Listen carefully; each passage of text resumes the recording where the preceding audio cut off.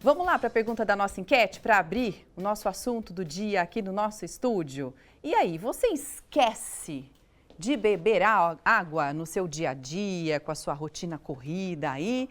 Ou você é daqueles que realmente é bem regrado, anda com uma garrafinha tiracolo, que eu aprendi a fazer isso. Daqui a pouco eu mostro minha garrafa para vocês.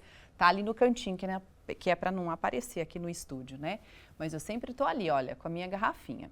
Então, se você esquece de beber água, coloca hashtag sim ou não, é regrado, hashtag não. No terceiro bloco, a gente mostra esse resultado e vamos saber aí se você está se cuidando, bebendo bastante água ou não. Hoje a gente vai falar, então, sobre a saúde dos rins. É o momento ideal para a gente ter esse bate-papo aqui, porque você sabia que as temperaturas altas, elas podem influenciar no aumento de casos de cálculo renal? Pois é, então a gente vai entender por que isso acontece. Vamos falar sobre prevenção, sobre tratamentos e o nosso convidado de hoje é o médico urologista, o doutor Leonardo Braga. Seja muito bem-vindo, doutor. Obrigado, Águida. Obrigado pelo convite. Muito bom. Vamos então já esclarecer qual que é a relação, né, do verão. A gente tem aí, inclusive, entramos ao vivo do litoral norte, falando das temperaturas que chegaram até 44 graus, né, segundo o IMET, em Caraguatatuba. Enfim, temperaturas, a gente está passando por essa onda de calor. O que tem a ver o calor com o aumento de casos, né, de pedra nos rins? Acho que a gente poderia citar dois problemas principais em relação ao calor, né? O primeiro deles é a questão da desidratação mesmo, né? Além do calor que nós estamos tendo na nossa região, a gente tem também muito a umidade relativa do ar bastante baixa. Isso faz você perder muito calor, independentemente de você fazer exercício, né? Qualquer atividade que você faça, até mesmo conversar aqui, a gente está perdendo água para o meio ambiente. E quando o rim não está aí bem hidratado e a gente esquece de tomar água, né? Se você que está nos ouvindo aí agora, quantos litros ou quantas garrafinhas de água você já tomou até o momento, né? Provavelmente muita gente vai falar assim, nossa, eu esqueci de tomar água hoje. Então, essa desidratação é uma das principais razões pelas quais a gente não hidrata bem o rim, não passa líquido ali e os cristais vão se formando aí na formação de pedras. E o segundo motivo é que no verão, né, a gente, principalmente em janeiro e em fevereiro, a gente está de férias, muita gente está de férias. E nas férias, notadamente, a gente toma menos água porque a gente não está no nosso ambiente normal. Doutor, então, você bebe menos água e talvez troca por outros líquidos. Por outros líquidos, é Mas verdade. Aí não vale a pena, né? Adianta tomar uma cervejinha em vez da água? A questão, o problema é o excesso, né? A cerveja, excesso. até um certo momento, ela tem o poder de hidratação. Depois, quando você exagera, ela desidrata, na verdade, né? Pelo poder diurético que ela tem.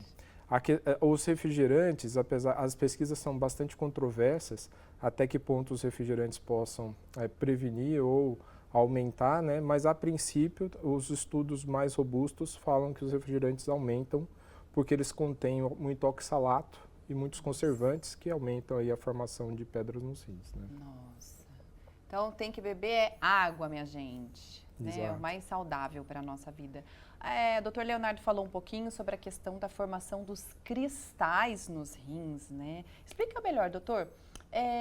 Como que as pedras se formam nos rins? Da onde vêm esses cristais?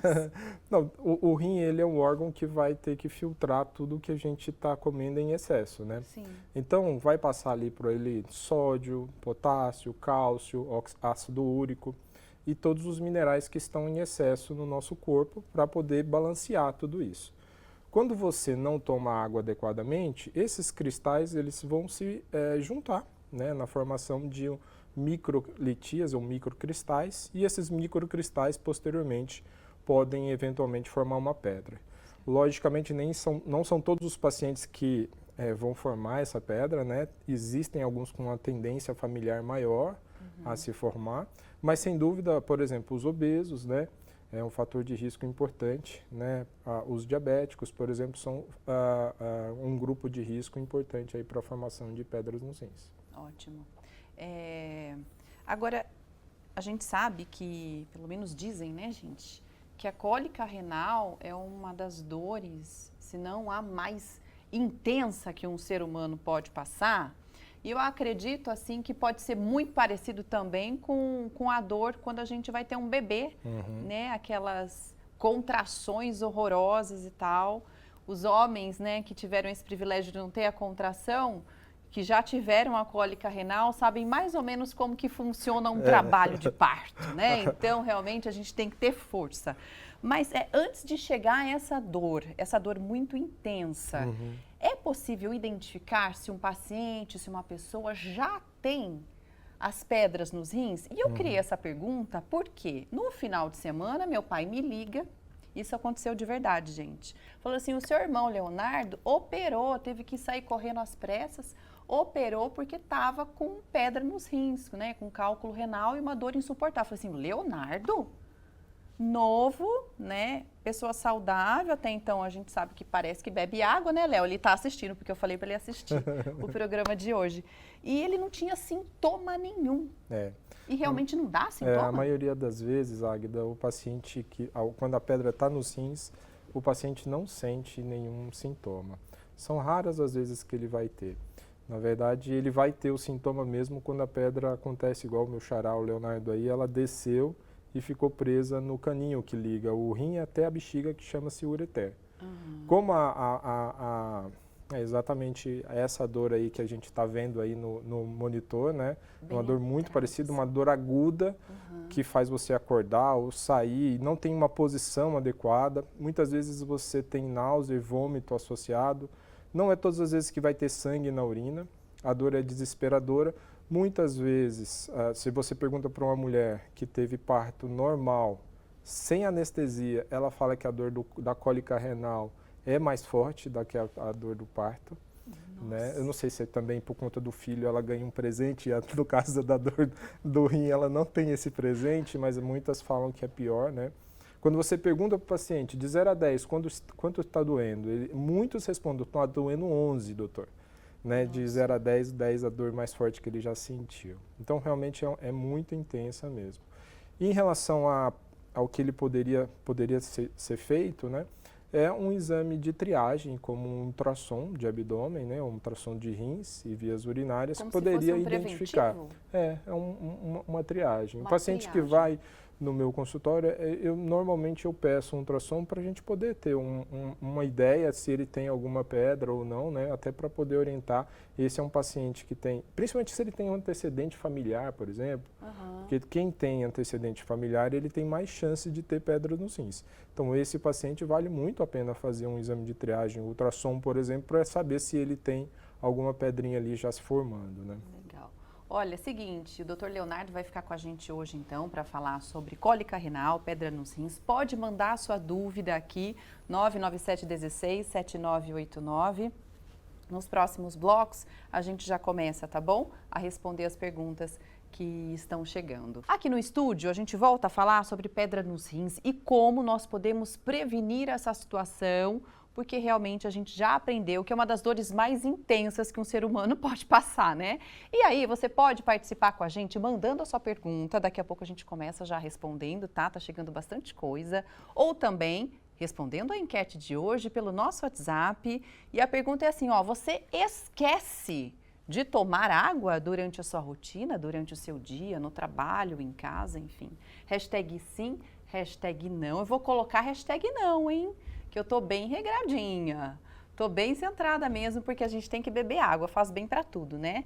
E aí, não esqueça de mandar também a sua pergunta, tá? Agora, a gente vai dar uma olhadinha nas perguntas que nós gravamos direto do Açaí Atacadista e quem vai responder pra gente é o Dr. Leonardo Braga, urologista. Bora ver!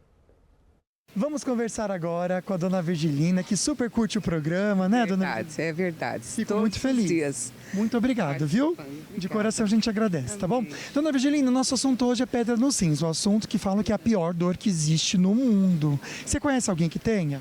Eu conheço sim, Lucas, porque meu marido passou por isso, né? E as cólicas são terríveis.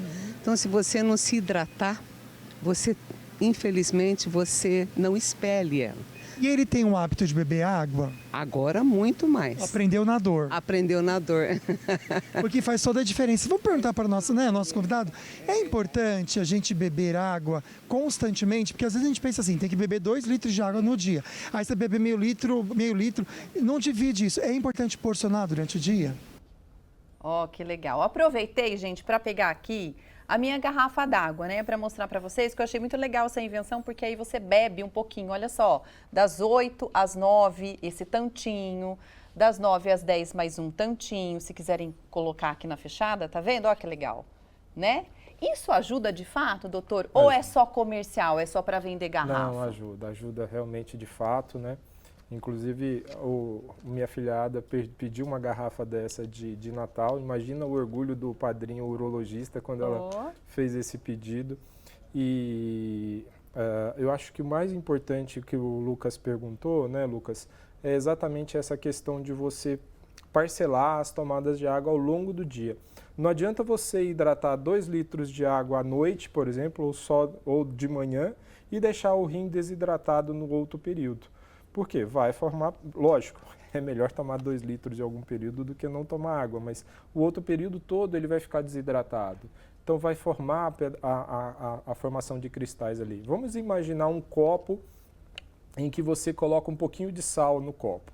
Então você vai misturar, ele vai diluir tudo, certo? Só que se você deixar o copo ali na mesa e evaporar a água, o que vai acontecer? O sal que está ali vai começar a concentrar no copo ali no fundo. É mais ou menos a mesma coisa que quando você toma água só num período.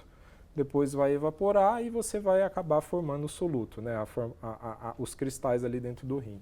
Então, se você toma ao longo do dia um pouquinho, realmente os estudos mostram que é melhor, né? E quanto tomar? Isso Essa é uma grande dúvida de todo mundo, né?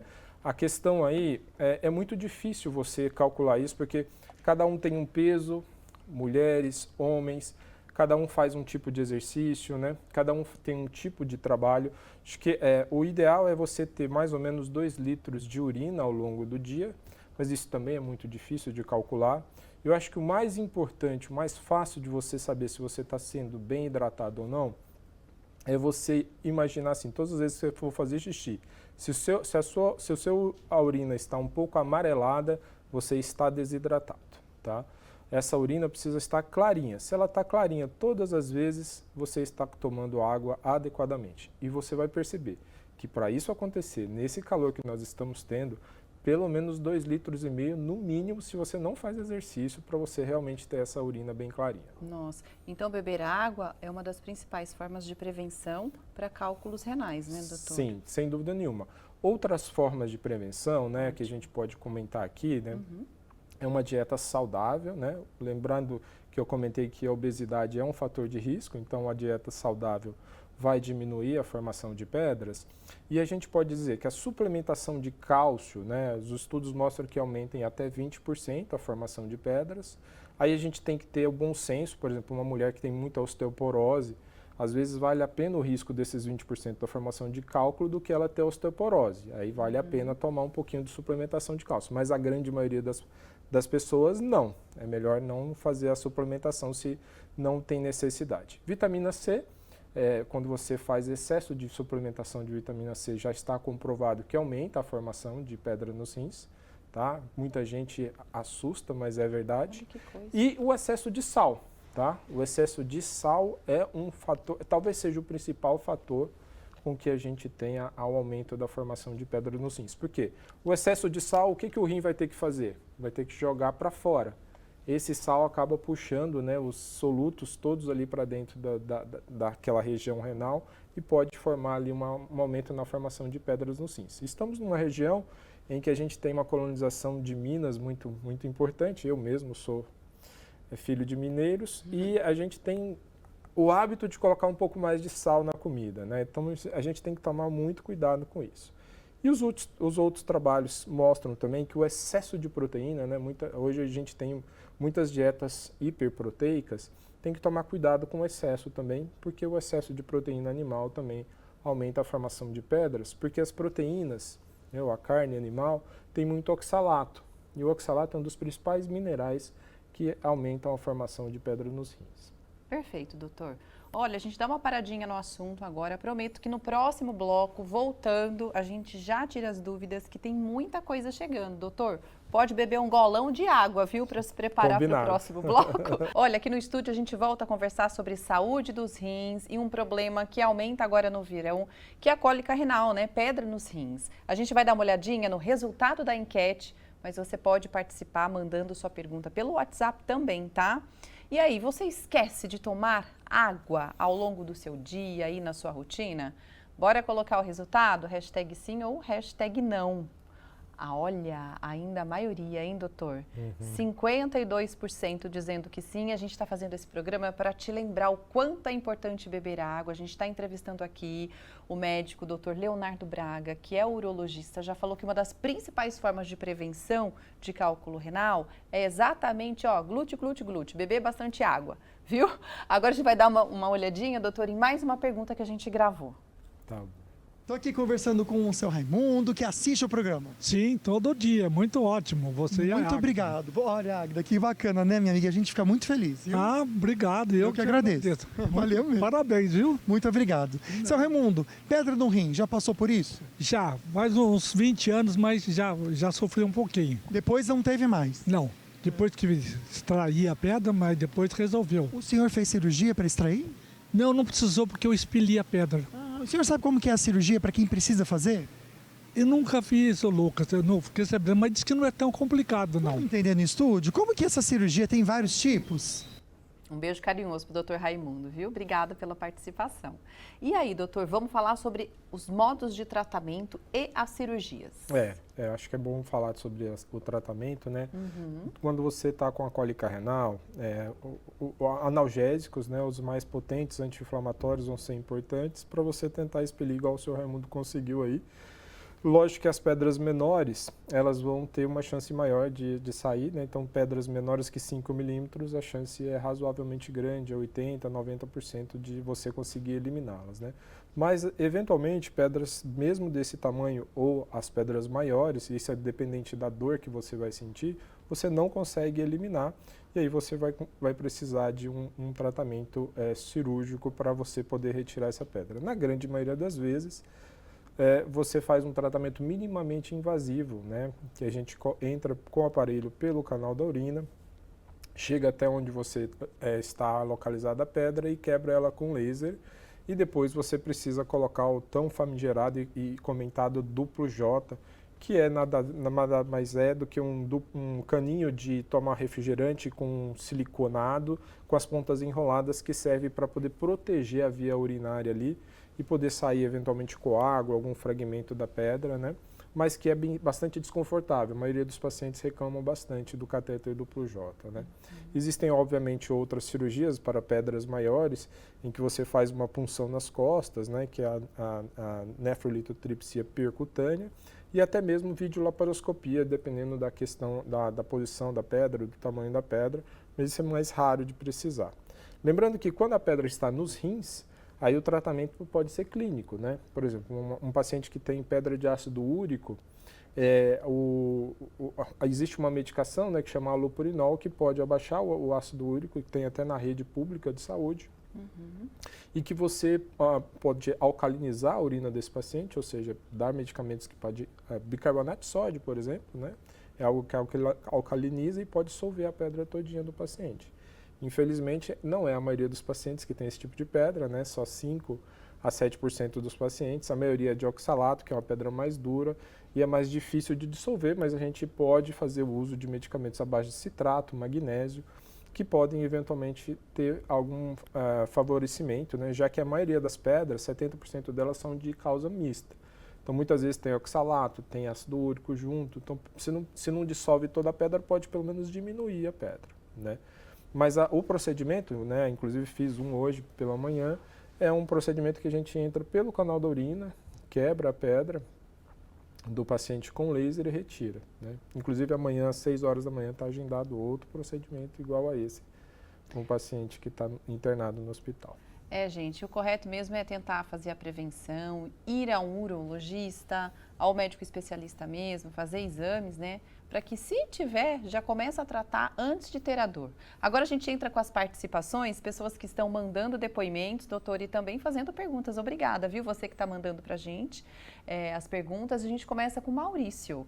E aí ele escreveu o seguinte: tem um filtro de barro e uma garrafa de 1,5 litro, né?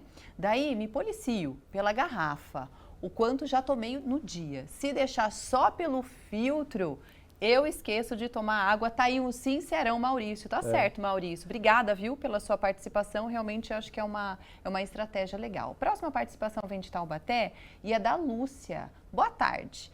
Eu era daquelas que esquecia, mas aprendi a ter uma garrafinha sempre à mão. Hoje bebo muita água. Aí, Lúcia, obrigada, viu? E parabéns pela sua participação. A gente vai ver um outro depoimento da Arlete.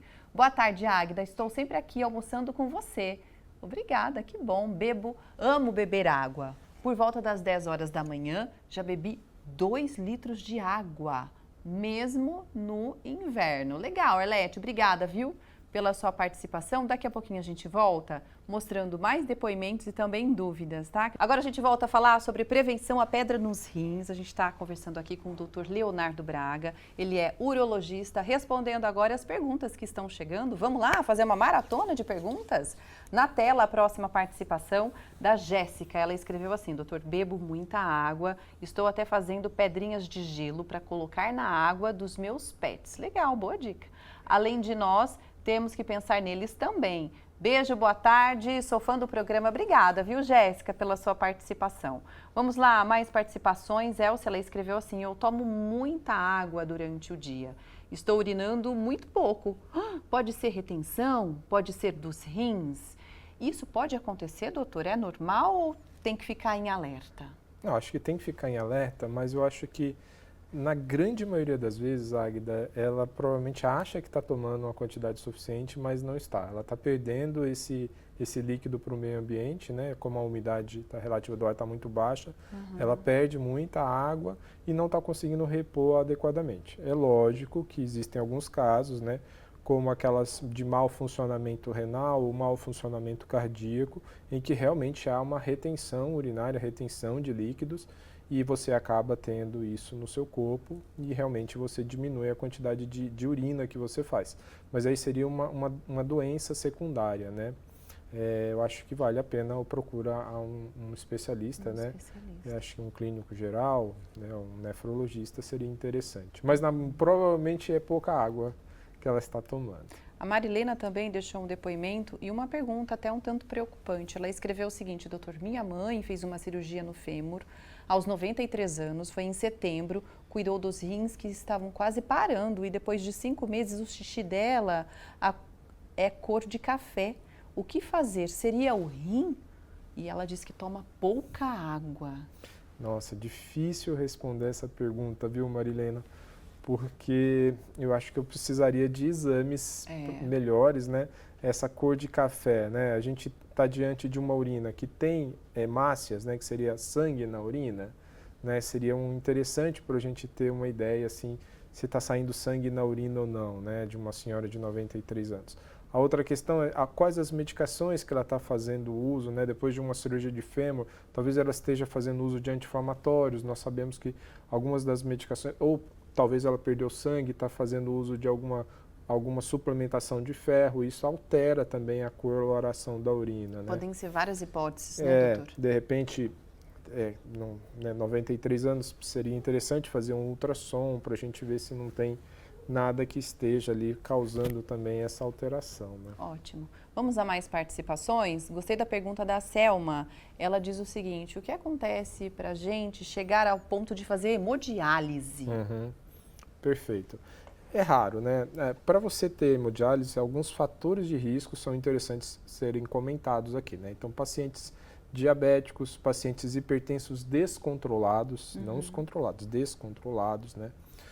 São os pacientes que têm maior chance, né, de ter alteração da função renal.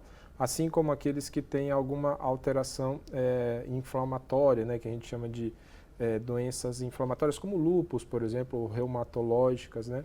São pacientes que têm maior chance de evoluir para uma insuficiência renal por alteração da filtração renal. né? Então, quando esse rim vai diminuindo a filtração renal progressivamente, essa retenção de líquido aí sim pode acontecer e, consequentemente, essa pessoa precisa de um substituto para o rim, né? E, felizmente, a gente tem hemodiálise, porque é um dos órgãos que, por exemplo, o fígado, por exemplo, a gente não tem substituto, né? E essa hemodiálise, na grande maioria das vezes, né, é algo temporário até fazer um transplante renal, né? Ok. Vamos então a mais participações. A Ritinha também deixou o depoimento aqui. Boa tarde, Ritinha. Estou com cisto nos rins, aguardando ser chamada pelo urologista para um possível tratamento. Perfeito. O que seria isso? Ritinha, a princípio, eu queria tranquilizá-la em relação a isso. Porque a grande maioria das vezes, os cistos renais são mais comuns do que a gente imagina. Nada mais são do que uma bola de água, uma bolinha de água ali dentro do rim, que se forma por algum entupimento de algum néfronzinho, que é a unidade formadora de urina.